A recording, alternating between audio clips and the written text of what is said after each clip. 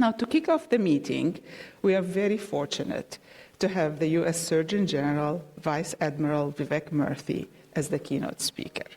Dr. Murthy is the 21st Surgeon General of the United States, serving in this role for a second time after being nominated by President Joe Biden.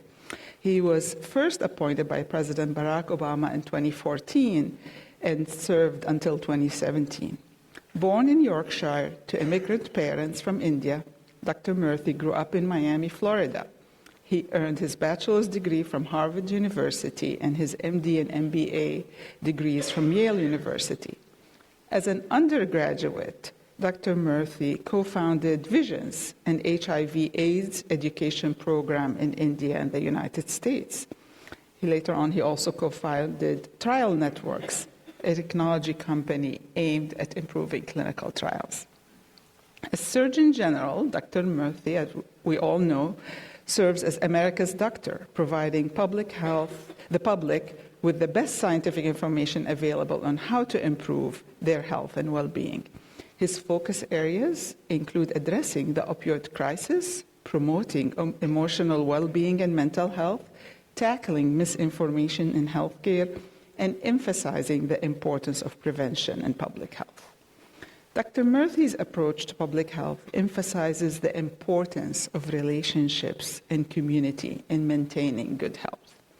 He has been a leading voice on issues such as health impacts of loneliness and social isolation, the youth mental health crisis, and most recently, guiding the nation's response to COVID-19 pandemic. Today, we will have a fireside chat with Dr. Murthy on the topic of mental health. Please join me in welcoming Dr. Murthy.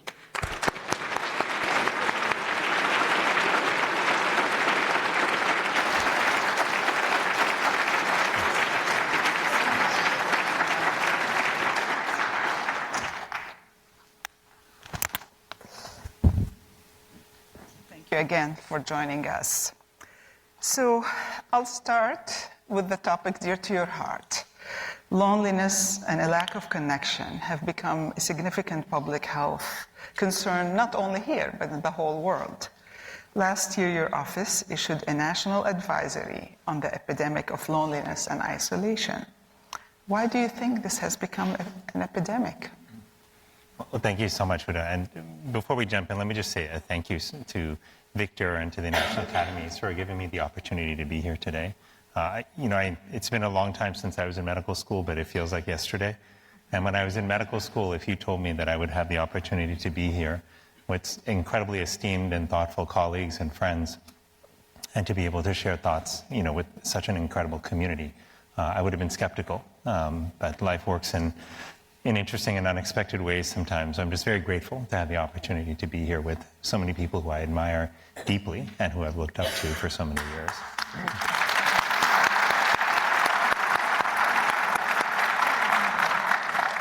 This issue, Huda, of loneliness and isolation, this is one of the unexpected things that I found arrived at my doorstep, if you will. When I was going through my first Senate confirmation for my first term as Surgeon General, I was asked, what are your priorities going to be when you're in office? And I had laid out a series of priorities, and what was not on that list was loneliness and isolation, because I didn't necessarily think of it as a health issue, and I certainly didn't know that it was a problem. But what happened is, as I started traveling the country and meeting people from college campuses to senior citizens and in communities to parents and business leaders and many others, I started to hear more and more of these stories about loneliness. It would be a college student who would tell me, I'm surrounded by thousands of other students, but I feel like nobody really knows me. I can't be myself.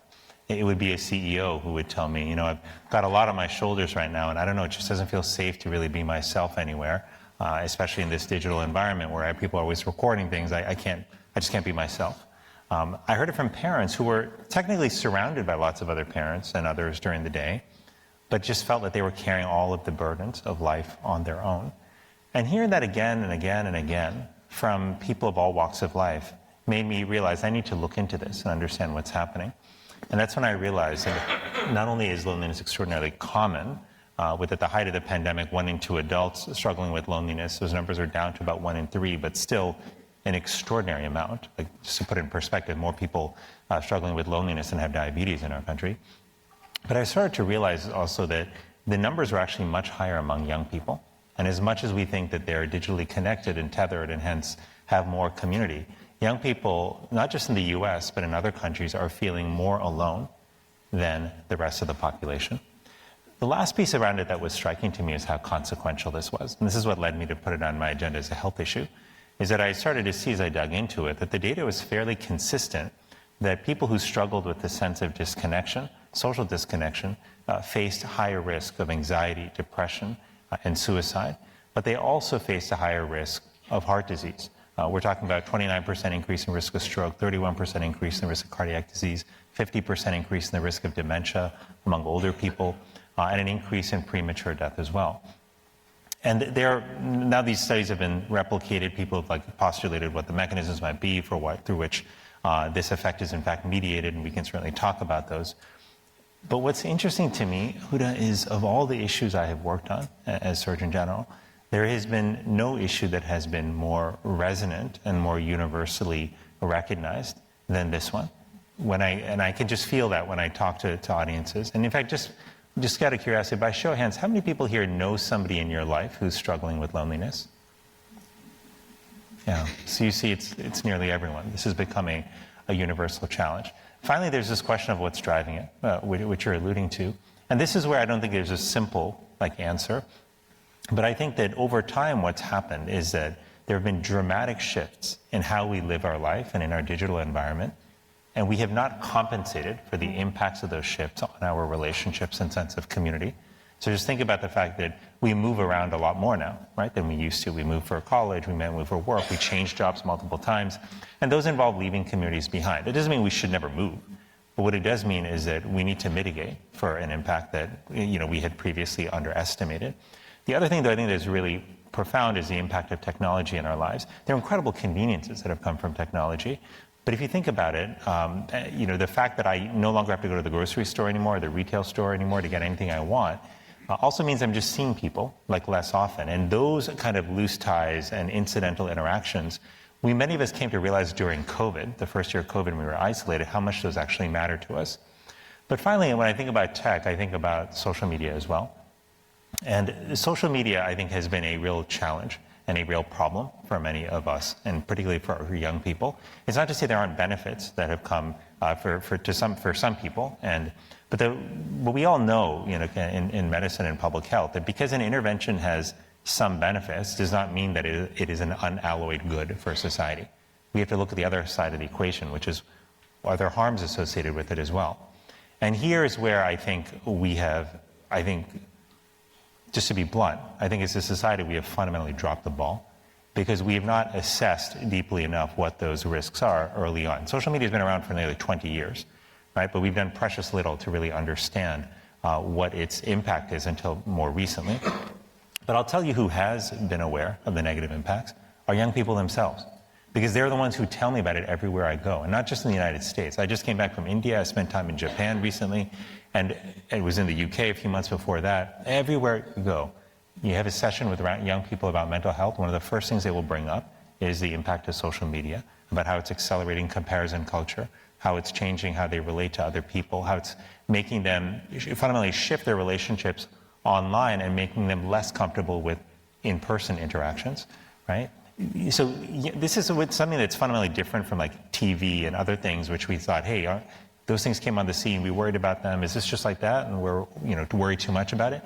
Young people were not complaining in large numbers that TV was ruining their life, right? I mean, that was many of us, right? Growing up in the age of TV, right? But you look at the studies now, right? Nearly 50% of adolescents are saying social media makes them feel worse about their body image. Right? A third of adolescent girls are saying they feel addicted to social media. A third of adolescents say that they're staying up till midnight or later on their devices on weeknights, and much of that is social media use.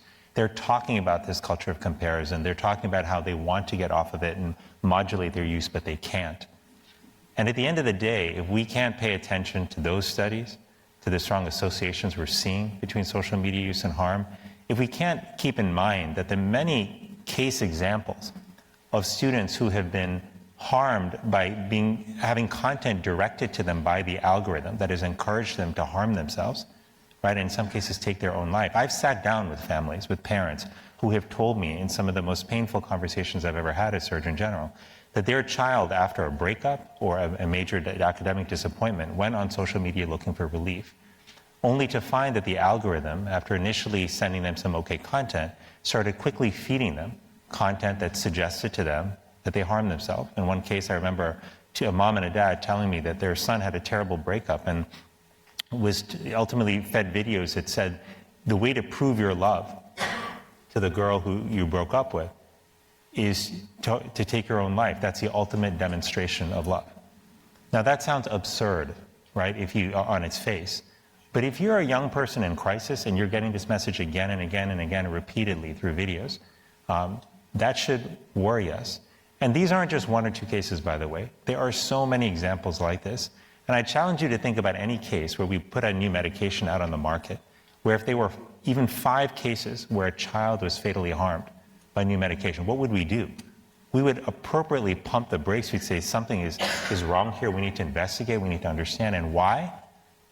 Because there's no responsibility that's more important than protecting the well-being of our kids. And it is in this respect that I feel as a society we have fundamentally failed in protecting our kids from the harms of social media.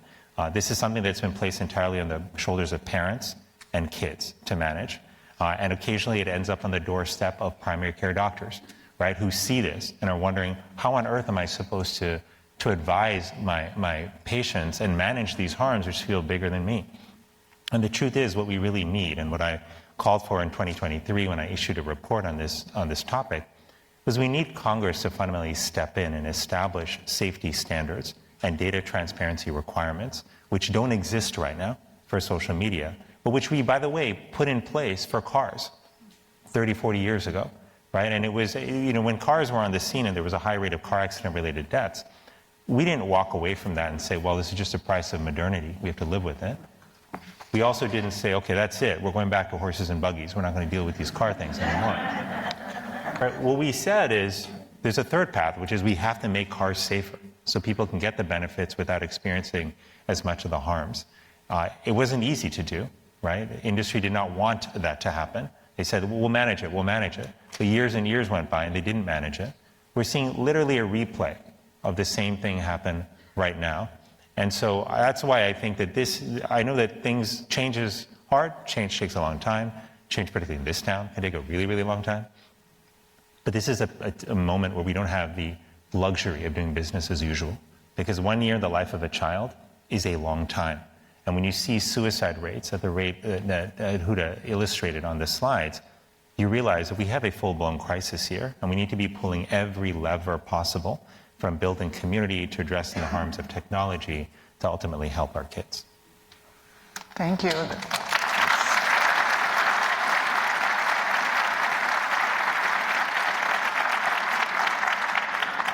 I think, as you said, it's really clear when children could not connect anymore in school, that's when we saw the rates rise, and that's all they had, the screen time. In addition to the children, you've really addressed the parents. You said parents are at their wits' end. We can do better. And you touched a little bit on that. And perhaps can you share with us a little bit, we thought about regulations thing for the children, etc., but what can we do for parents? Wow, well, parents, I think, are really having a tough time. And just out of curiosity, any parents or grandparents in the room? Is that everyone? Any parents or grandparents shocked that parents are having a hard time right now? This is one of those interesting things that, again, was not on my agenda to address. But most of the topics I found that I have worked on, most, not all, but most, have actually come organically as a result of listening to what communities are talking about and just trying to understand what's concerning them.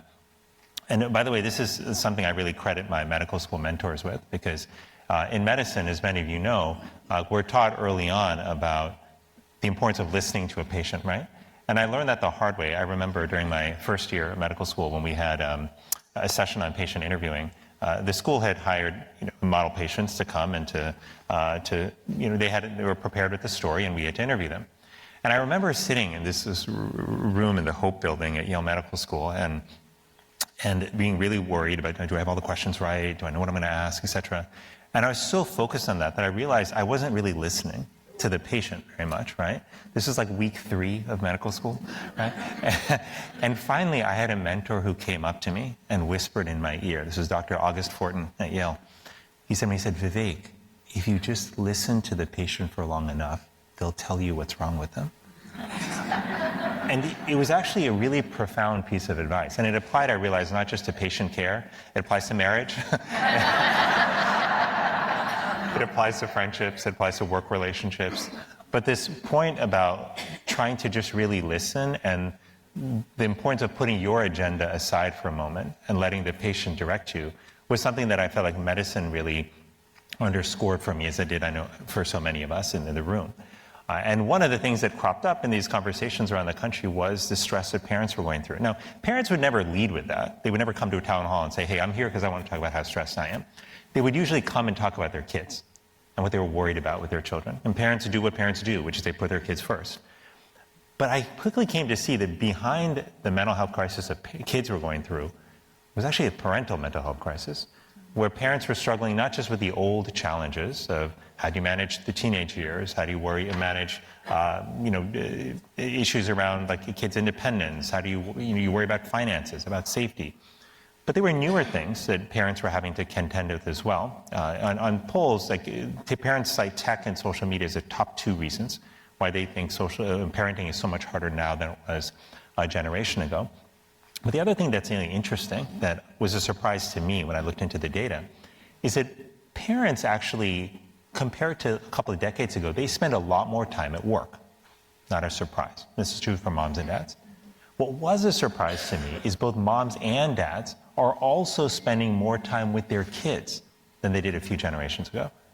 And that's not entirely intuitive, because we think that there was a trade-off there. They're spending more time at work and less time with their kids. No, they're spending more time with both. So where's that time coming from? Well, it's coming from their time resting, recuperating, connecting with others, nurturing and nourishing themselves, right? So that time thing is very interesting. But parents themselves are also subject to this really profound culture of comparison that so many of us have been sucked into in the digital world that we live in, right? And so just like young people tell us that they're constantly comparing themselves to other people online. When I was a kid, maybe I compared myself to the 30 people in my class. Now kids are seeing hundreds of images a day, right? Which they're comparing themselves to, everything from body image to academic achievement, et cetera. And by the way, this is not just girls, right? And when I was in Bangalore just last week, talking to a group of students there, it was the boys who stood up first and said that we're seeing these images of people with six packs, who are incredibly cut, who look incredibly athletic in their physique, and we're just feeling like, gosh, we're not doing that. Are we ugly? Are we we typically think of body image issues as something that girls experience. And while young girls and young women are much more impacted than men in that regard, it is rapidly catching up. And so I think parents are also caught in this culture of comparison, where it feels like if you're not taking your kid after school to 3 sports, teaching them 4 languages, enrolled in learning 3 other instruments, and somehow you're failed as a parent and you're not preparing them for the future, right? Now that is it's absurd, right, on the surface. We all know that, yet when everyone else seems to be doing that, right, you worry that even if it seems absurd, you don't want your child to be left behind or unprepared or not as attractive on college entrance applications. These are all the things we think about. And so I do think that there are a series of factors that have contributed to parents' stress. But the last piece that I think is important to mention is there is, interestingly and concerningly, this real sense of shame that parents have taken on with regard to falling short on any of these measures, right? And that means whether it's failing to manage social media for your kid, or not doing enough in terms of extracurriculars for them, whatever it might be, or if your kid gets into trouble, or if your kid struggles with their mental health, all of these, to many parents, feel like signs that you have failed as a parent. And the shame that sets in, that also prevents them from talking to each other about it, is really profound. We have, my school, so I have 2 kids. My son is 8 and my daughter is 6, so they're in 3rd and 1st grades. And we have a text thread, a phone text thread with the parents for each grade. And it's always blowing up with all kinds of things, right? Like what are people wearing for Halloween? Like who's like, bringing what to like the spirit day at school? There's no shortage of messages. In an average day, I might get 70 text messages like on these threads, right? Which I love. It's sort of fun and interesting to watch. But you know what's almost never talked about until just a few months ago? Is how we're managing technology for our kids. Even though we know that parents are struggling with it. We see at birthday parties how parents are fighting with their kids about no more iPad time, no more this, no more that. Yet we don't talk about it. And I think one of the reasons is because we feel a sense of shame. In June, when I wrote an op-ed calling for a warning label to be placed on social media apps, as in addition to all of the other measures I called for to make social media safer, we actually saw a parent post that op-ed, and that started a discussion about, hey, how are we all thinking about managing technology in our class? But that was very rare, right? So I think we keep all of this burden, all this shame inside as parents. And that's part of what we have to change, is we need to talk more openly about these challenges. We need to do a better job, I think, as a community in supporting parents and realizing that even though on the surface it seems like they're hunky-dory, that a lot of them are actually having a tough time. And from a policy perspective, there's a lot more we could do to support parents, ensuring basic things like that they have paid leave so they can be with a sick child, right? That seems so maybe common sense, but many people do not have that, around the country. Making sure that we're investing in mental health care so that if your child has a need or if you have a need, you can actually get affordable care quickly. This is essential because the wait times have been really long. And even though we've made historic investments in the last 3.5 years in mental health and the workforce, in improving access to services, telemedicine, et cetera, we still have more work to do. And I'll just finally say as a parent, the worst feeling I think you can have as a mom or a dad is to know that your child is suffering and to be unable to get them help. You would much rather suffer yourself, right? But to see your child suffering, no, I can't get them the help they need, that is just wrenching for a parent. It causes them pain. It also chips away at their sense of self-efficacy as a parent in executing the most important responsibility we have, which is to take care of our kids. And that is the situation that many parents find themselves in today. So that is why I issued that advisory on parents' well-being, because fundamentally we cannot solve the youth mental health crisis if we don't also support the mental health and well-being of parents. Very true.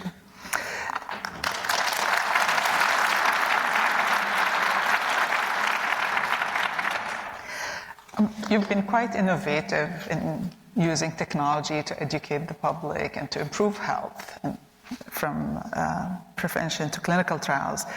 So I want to ask you, how can our healthcare system better integrate mental health care in other medical specialties, particularly primary care? Because that's the first contact, right, between the patient or the youth with physicians. Yeah, this is tough. I think the primary care doctors have a lot in common with teachers, right? Both groups have more and more placed on their to-do list without any additional resources usually coming along with that.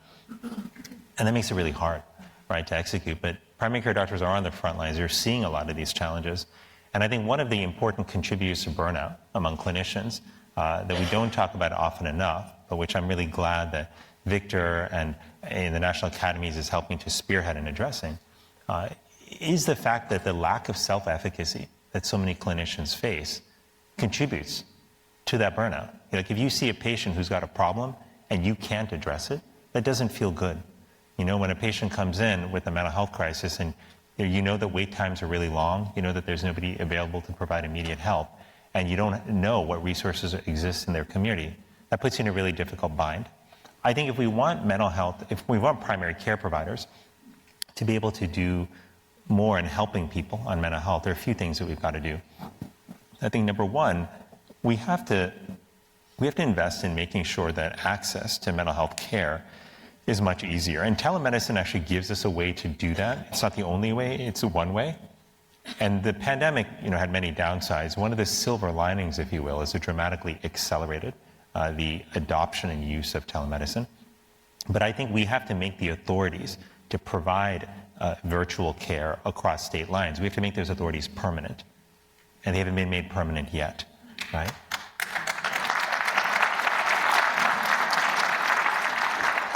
And often I think in this town, it seems like commonplace to just kick the can down the road with an extension for a year or 2 years, et cetera. But all of us know that without the security and certainty of knowing that those authorities are permanent, it makes it harder for people to make the capital investments necessary in building the systems, right, that can ultimately provide that care, across the country. The second thing that we've got to do, certainly we do have to train more mental health providers. We know that. That has been a subject of great discussion and also investment in the last few years in the administration. But we also have to broaden our view of who constitutes a mental health provider. It's not just psychiatrists and social workers and psychologists, but it's actually, we should be thinking about peer support as well as a really powerful way that we can actually help provide young people in particular, but also adults, with the support that they need. I've been so impressed at the peer support programs I have seen. It's not to say that if you have somebody who's acutely suicidal, that you just refer them to peer support and walk away. That's not what I'm talking about. But I'm saying early on in the sort of course of mental illness, if you will, there are many points at which peer support can be vital, but where it isn't available. And finally, I think what we also have to do is build more partnerships between healthcare systems and communities. Because when you think about social connection, which we talked about earlier, we know that being able to engage with a community is actually very good for your mental health. Yet if you notice, or if you go through the work of screening somebody in clinic and realize that they're struggling with loneliness, what are you supposed to do after that as a primary care clinician? Well, in the UK, one interesting model that they've been experimenting with is what they call their social prescribing model. So if a clinician identifies somebody who's lonely, they have a person that they can refer that patient to, either in their office or in the broader health system, who is then networked in community organizations and can understand what is that patient's interests, what do they like to do, and can connect them with a group. Maybe that person is interested in arts. Maybe their faith is important to them. These all can help guide them in which groups to connect them with, and then they can follow up then and ensure that they're integrating in those groups. So these are the kind of partnerships that we really need to build and resources that we need to provide if we want clinicians to fundamentally be able to provide this kind of care. Look, there's one intangible thing which doesn't make its way onto a coding sheet, like when we're billing for services, but I think is actually equally important. And that is like the time, the empathy, and the care that we provide to people. One of the things that I remember being taught early in medical school was that our tools for healing go beyond the prescriptions we write and the procedures that we do, right? But it's the empathy and our presence and the kindness and compassion we extend to somebody, our ability to be with them and stand with them so they're not alone during difficult and impossible times. That is therapeutic as well. Yet we don't reward that very much. Like, when was the last time you heard of a clinician who was promoted at their academic medical center because they were kind, compassionate, and empathetic? Right? Like, we can talk a big game about the importance of that, in medical training. But at the end of the day, the cues as to what really matters, what our values are in medicine, are conveyed through our actions, right? And what you see in most academic medical centers is people being promoted for the papers they publish and the research money they bring in. Now, those are really important. Those are valuable. We should not devalue those. But if we think that there's more to being a clinician, that it also should include and cover the kind of care you provide to a patient, the way you mentor students. If we believe that compassion and kindness and empathy really do matter, then the question we have to ask ourselves is, where is that reflected in our system? How are we sending signals to young people that we're paying more than lip service to that, but we're actually supporting and recognizing and promoting people because they demonstrate those values? These are all pieces that we have to build into the broader puzzle if we want compassionate clinicians who can spend the time with patients that they need and who have the resources available to them to ultimately get people the help that they need with their mental health. Very true. Thank you.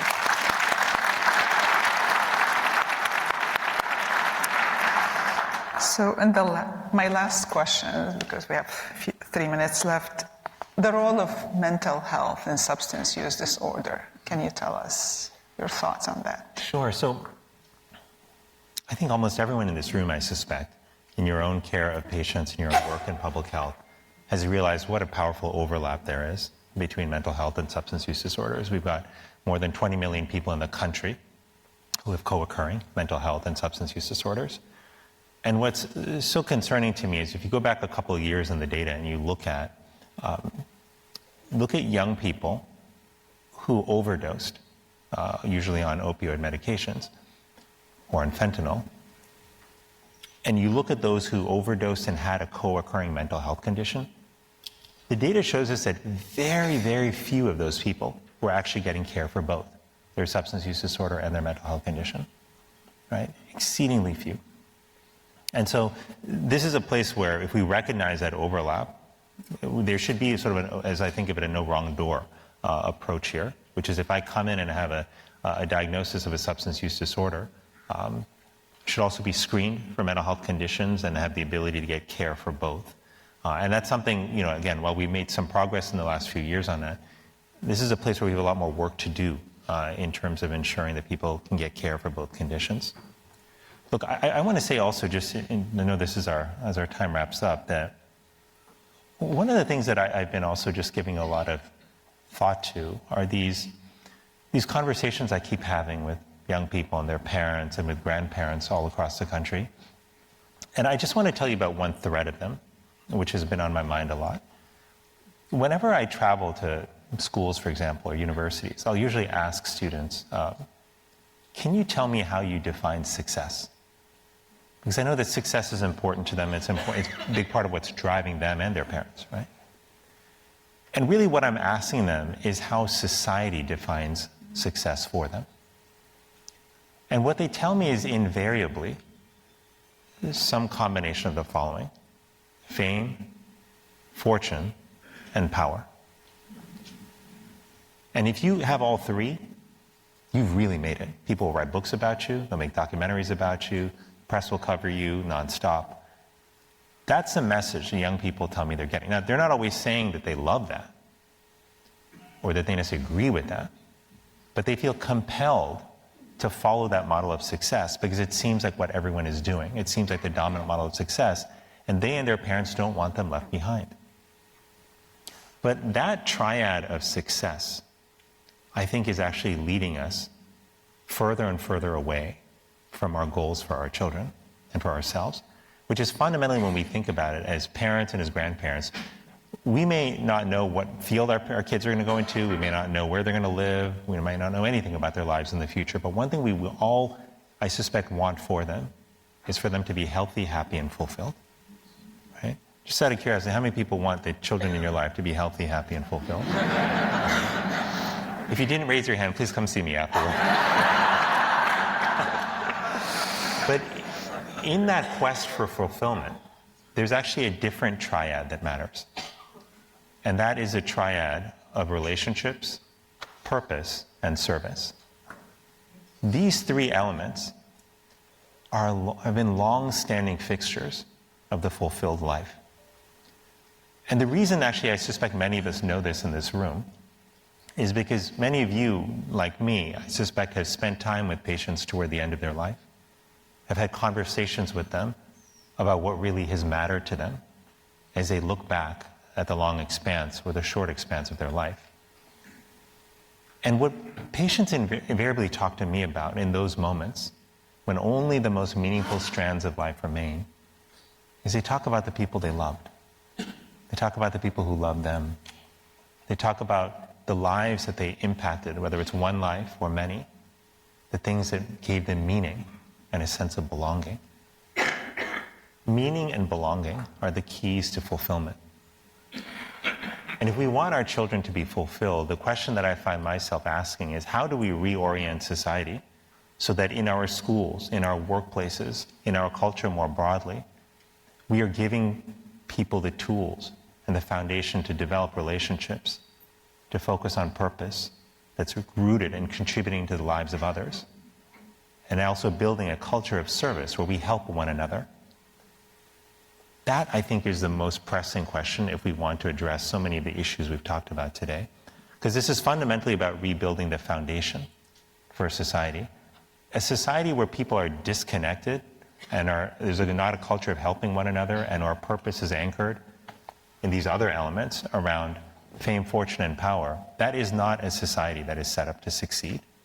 That is a society that will not only see more in the way of physical and mental illness, but also one that will fragment in the face of adversity, like we are seeing sadly in many countries around the world. It's a society that tends to be less prosperous economically because people work together less and look at things as a zero-sum game. And that's not the society that we want to live in. You know, my son is 8 years old, I mentioned. When he was born, I remember, or not born, but when we found out we were pregnant with him, I just remember sitting down with my wife and just being in disbelief, like, oh my God, I can't believe we're going to be parents. Like, it is incredible to, oh my God, I can't believe we're going to be parents. This is really scary. Right? But one of the things that worried me, I remember in the days ahead as I thought about what our life would be like with this precious baby, as I thought about what kind of world we were bringing him into. It felt like a world where people cared less about one another, more about themselves, where it felt more important to be right than to be kind, more important to be powerful than to be just. And I knew that as overprotective a parent as I thought I probably would be, that has been confirmed, by the way, I knew that I'm not going to be around all the time, right, to protect my children, that they're going to rely on other people around them who don't judge them, you know, based on their worst day, who give them the benefit of the doubt when they make a mistake, who recognize their good intentions and support them, who reach out to them when they may be lonely. And my hope is that they would do the same for other people. Creating that kind of world is a cultural movement that we have to shape, that's guided by the actions we take in our lives in terms of how we treat others, what issues we choose to speak up on, what kind of leaders we cultivate in our organizations and more broadly. All of that matters in terms of the message we send our children about what fundamentally matters in life. And I say that to all of you, not only because you are an extraordinary group of leaders who are thoughtful and influential in your own spheres, but because as a body that cares deeply about health and well-being, there is no more important foundation for our health and well-being than the community that we build and the values that we cultivate. And we don't like to talk about values that much. It seems squishy, it seems like, you know, personal, etc. But this is a time we do need to talk about values. If we care about love and generosity and compassion and kindness, we've got to talk about how to cultivate those in our kids, in our workplaces, in our schools, in our society at large.